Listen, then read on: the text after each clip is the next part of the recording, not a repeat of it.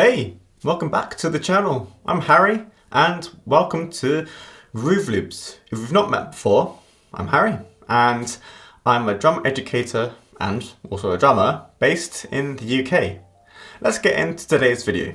In most recent times, I've been thinking a lot about my own progress, but also identifying what different stages of progress my own students are at.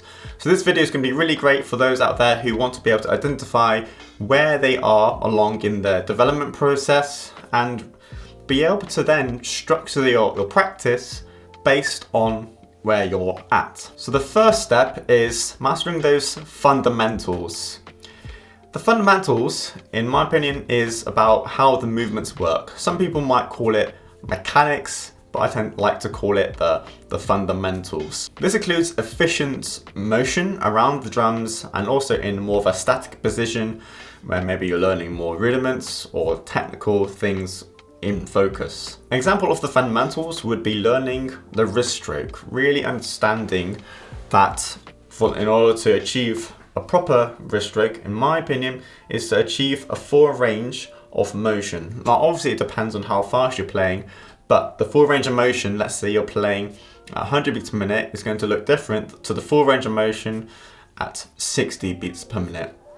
So at a slower speed, I would expect a range of motion that goes full. At like a faster speed, I would expect a range of motion that is a little bit smaller. So understanding the fundamentals of what it is that you're doing in order to be able to play what you want to play would be the first step that I always look into before carrying on where you are learning. So no matter what stage you are, I would suggest looking into whether you have those fundamentals set in position. If it's wrist stroke, make sure that your wrist isn't doing a little wobble in front. Make sure that it's following the same line every single time. And no matter what technique it is, I'll encourage you to look deeper into that. And also, it doesn't really matter what stage you're at, just familiarize yourself with what it is that you're doing, because what you're doing will help you to be able to play what you want to play. The second step is building on the foundations. You've got the fundamentals set in stone. You're feeling good about the motions that are in place. Now start to work on the foundations, where essentially you start to apply what you've just built on. In this section, you start to establish the basics of the pattern that you're going to be playing. So for example, if you're learning a new rudiment, it might be paradiddle, you're really setting the foundations and getting the pattern set in stone. One thing you might do is that whilst you're playing it, you might vocalize it at the same time. Something I teach to students. So for example, as a paradiddle, you might be saying right, left, right, right, left, right, left, left. And really make sure that each stroke is as accurate as possible. Getting these foundational patterns set in stone and revisiting them is going to be really beneficial. Next thing that you want to focus on, which I suggest focusing on, I focus on myself, is not after you've got the pattern down, you want to focus then on the transitions.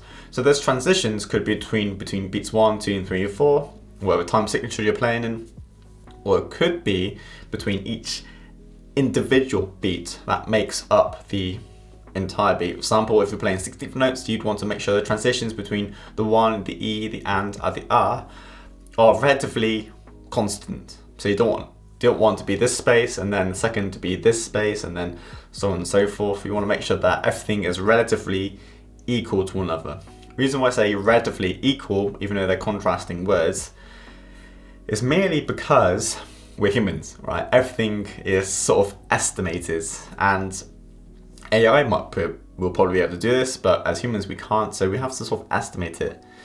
So focusing on the efficiency of the transitions would be the second thing that I would do, and what's really required in order to do that is to really hone in your listening into the sound that you're hearing and catching any odd sounds or any anomalies that pop out to you, making a note of where you are. So for example, it might be on beat 3 and your hands sort of slip a little bit. So the next time you come around to beat 3, you're making a mental note, say, this time I'm going to focus more on the 3 and the E. So I make sure that they don't go, they go da da. Of course, there's many ways to go about this, but just getting the basic pattern down and then focusing on those transitions between all the beats and also the micro beats, let's call them, is going to be the things that help you to get started, just to help boost the progress forwards. The third step is application. So you've got the technique down, everything's feeling good, you've got the basic pattern down, it's coming out with ease, you don't have to think about it as much as you did before. Now you want to start to apply everything together. At this moment in time, I would do everything without metronome if possible. We'll add the metronome in later, but without the metronome to begin with, because you just want to make sure that you're taking any additional sounds out of the equation. You just want to make sure that the technique is working in your hands as accurately as possible. You've got the basic pattern down. For example, you might want to play paradiddles on the ride cymbal and between the snare drum, with the kick playing with the right hand.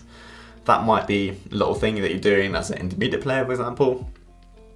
And you just want to make sure that you've got those down again. So I believe that once you've got the fundamentals and the foundations down, when you start to apply it, you're actually revisiting the foundations again, because you're having to sort of hear new sounds in a different context, even though you're playing the same thing. At the application stage, it's all about reps, putting in the reps and doing it as much times as you can. But of course, you don't want to be mentally drained. That's the idea. You want to also not physically undo yourself. So when you're putting in the reps, a few things to consider. One is how you're dividing your time. Make sure that you're not doing too much within the space you've got. The second thing is limiting time less than what you think you need. So let's say you want to do 15 minutes just to get that basic pattern down. And then in the end, you might go, actually, I want to do 20 minutes. And you add an extra 5 minutes, for example, and then you just take off a little bit of time from the other things that you want to work on within that hour. So it's really A/B testing to see what really works for you in this application stage. The fourth and final step is contextualization. So you've got the technique down, you've got those fundamentals set in stone, you've got the foundations of the pattern that it is that you're playing. You've then started to apply it. You know that you're placing everything where it wants to be and where you need it to be. And then the fourth step, contextualization.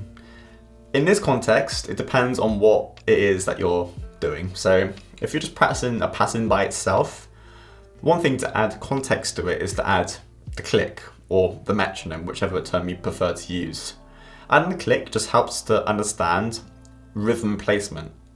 Because without a click, you don't know whether you're necessarily speeding up or slowing down. It depends how long you've been playing for, but if you're just in your first few years of playing, you may not necessarily have as much of an understanding of where the beats are relative to the time frame that you're playing in. When you're using the click, I would avoid using varying sounds. So I wouldn't have a high pitch followed by a medium pitch. I would just keep all the pitches of the click exactly the same.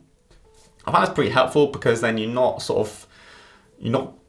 restricting yourself too much. You're just trying to get the rhythm placement within context of the click. So if you're playing 100 beats per minute, you just want to hear a ding, ding, ding, ding, ding, ding, ding, ding, and make sure that everything is moving within that time frame. And if you want to limit yourself a little bit, set a timer for 2 minutes. I've got this great app called Pro Metronome. I can set the amount of time that I want on it, and I'll show you now. This is the timer. Yep, you set a timer there, which is really great.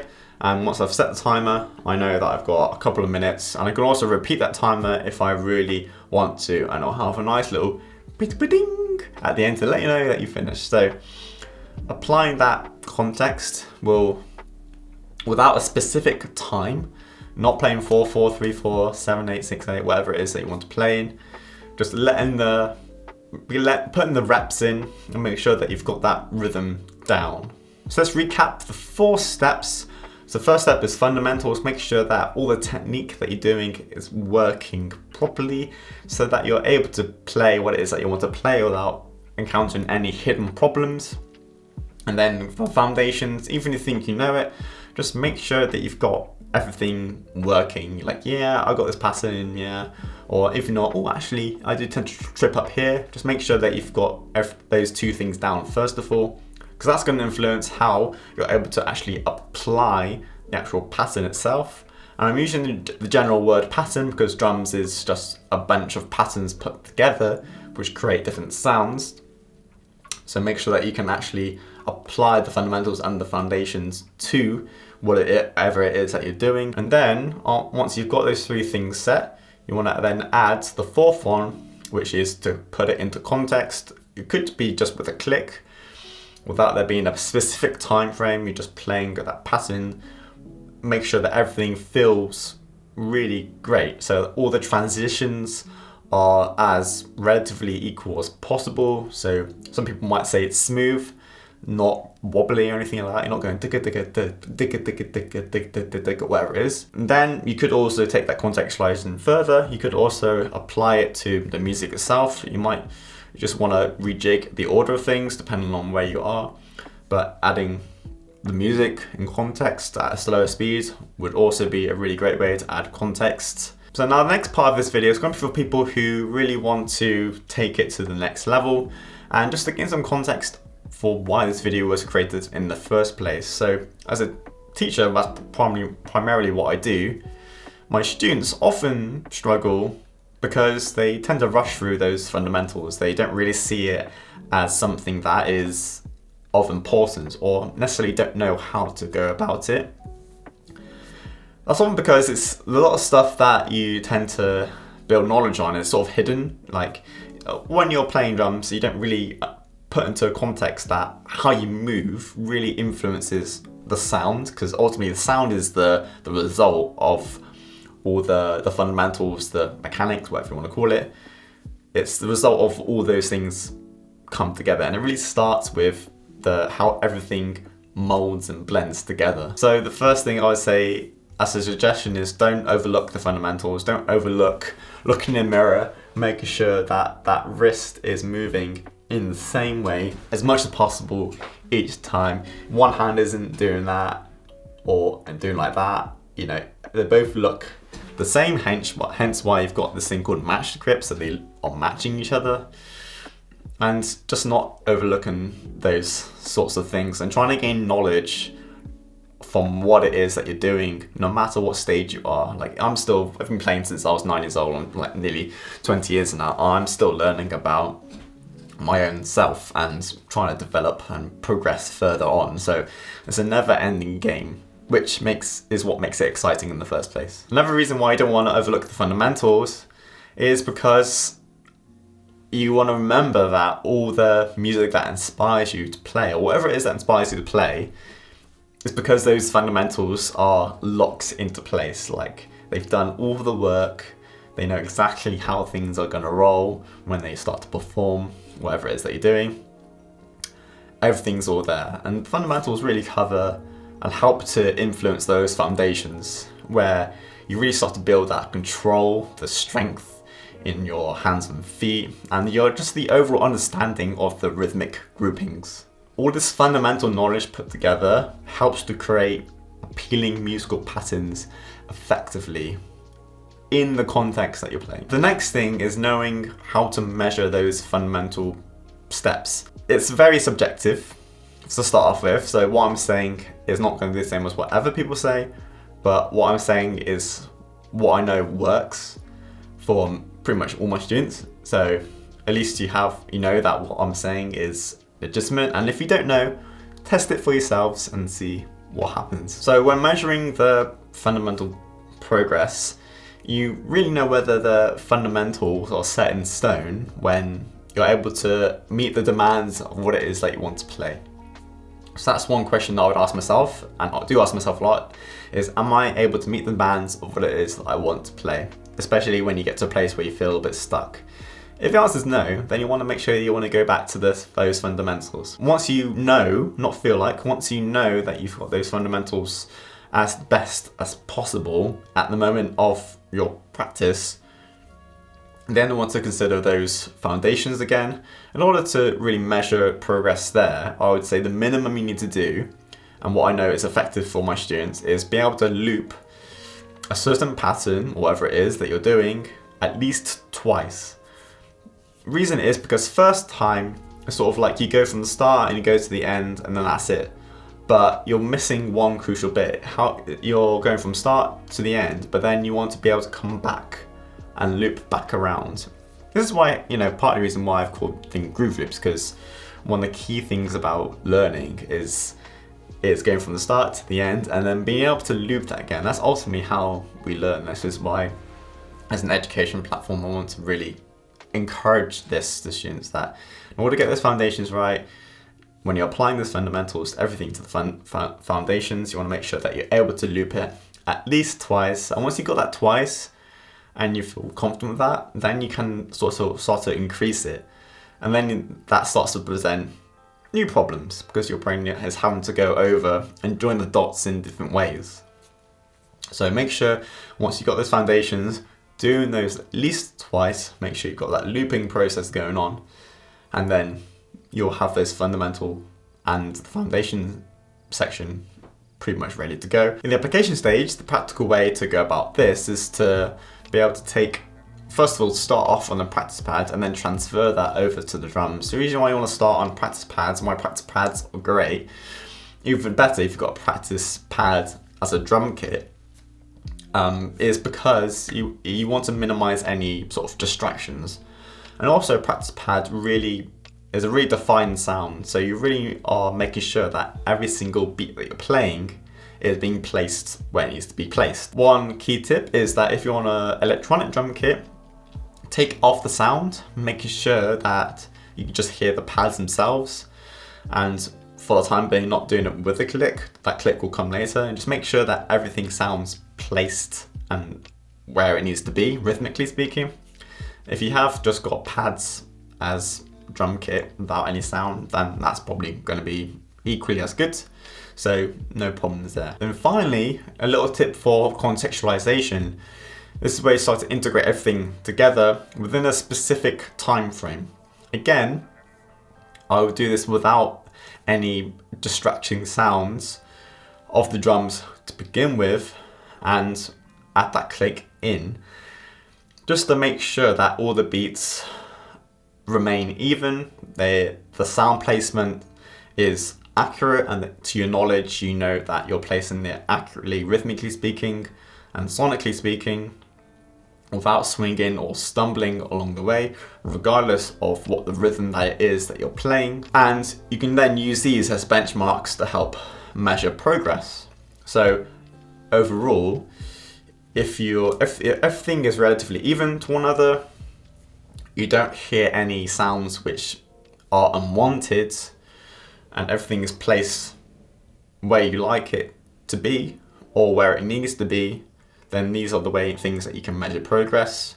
If you're unsure, then record yourself and listen back and be really objective, critically objective. If you're unsure, then record yourself, and then look back so that you can objectively criticize yourself. The reason why I say objectively is because you don't want to be looking at yourself and making personal remarks. You can't be like, oh, I was rubbish there, or I did that. You want to be looking and listening to the sounds as if they're being played by a different person, so that you can look at things and really tweak what needs to be tweaked without you going too deep into why you didn't do it in a certain way. So that would be the key thing I would say would need to be done in a practical sense for the contextualization process. So thanks for bearing with me whilst I went through those 4 key steps throughout the process, just to make sure you had a bit more context in a practical sense and had some ideas for yourself. I hope that this was useful and that you can take some things away with you. Feel free to subscribe if you enjoy this sort of content, and like the video to help other people find these sorts of videos. And if you want more of it, then I've got a new community that I've recently launched that is free to join. In January 2025, I will be releasing a Fundamentals of Drumming course that is aimed at focusing on the fundamentals of drumming. The flagship course will be the first thing that I release amongst many other courses within the Fundamentals series. So join the community and just sit tight until January comes, and hopefully we can build this community into something beautiful. Have a great day and keep drumming.